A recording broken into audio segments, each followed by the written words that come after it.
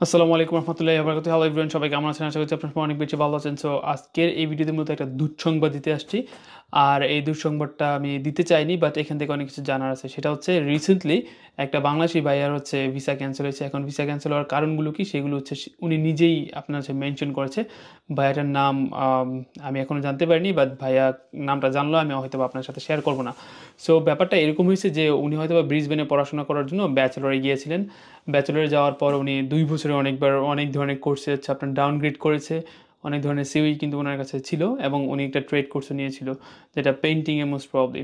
So উনি যখন বাংলাদেশে ব্যাক করে, বাংলাদেশে ভ্যাকেশনে আসছিল যে ঘোরাঘুরি করার জন্য হয়তো বা ২ বছর পর, দেন আবার যখন অস্ট্রেলিয়াতে ব্যাক করার চেষ্টা করে তখন কিন্তু অস্ট্রেলিয়ান ইমিগ্রেশন ওনাকে আটকায় যে কেন উনি এই কিউএফ অস্ট্রেলিয়ান কোয়ালিফিকেশনের যে একটা চার্ট আছে। সো আমরা যখন ব্যাচেলরে আসবো অস্ট্রেলিয়াতে তখন এই কিউএফ লেভেলটা থাকে 7। খেয়াল রাখবেন ব্যাচেলর কিন্তু এইচটিএফ লেভেল হচ্ছে 7 এবং অন্যান্য আদার্স কোর্সগুলো এখানে ইনক্লুড করা আছে।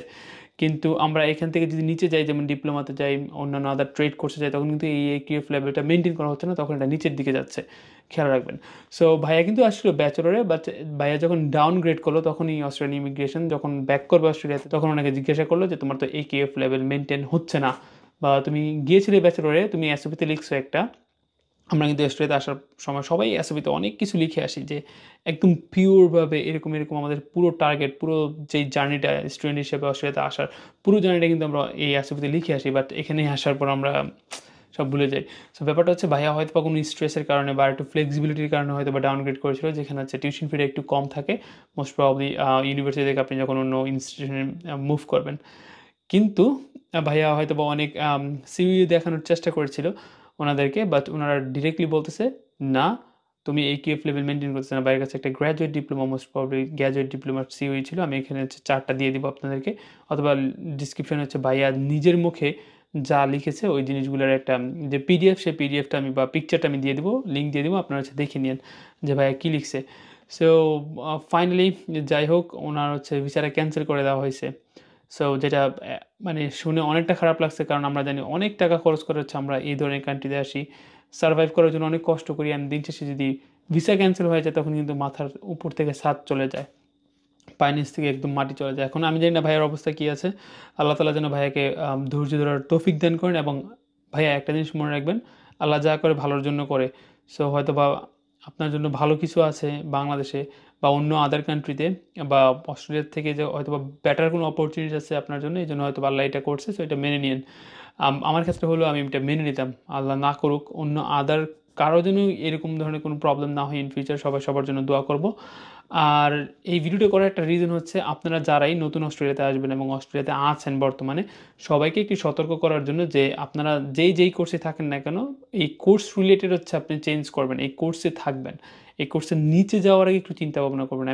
আপনি আসছেন ব্যাচেলরে, আপনি এখন ডিপ্লোমা কিংবা ট্রেড কোর্সে যাওয়ার একটু চিন্তা ভাবনা করবেন। এখানে অনেক এজেন্সি আপনাকে ইনফ্লুয়েন্স করবে যে যাও কোনো প্রবলেম হবে না, পিআরে কোনো প্রবলেম হবে না, ওটাতে কোনো প্রবলেম হবে না। বাট অ্যাট দি এন্ড যখন প্রবলেম শুরু হবে তখন কিন্তু অনেক প্রবলেম চলে আসবে। সো ওই জিনিসটা একটু খেয়াল রাখবেন আপনারা যারা এই নতুন অস্ট্রেলিয়াতে আসবেন।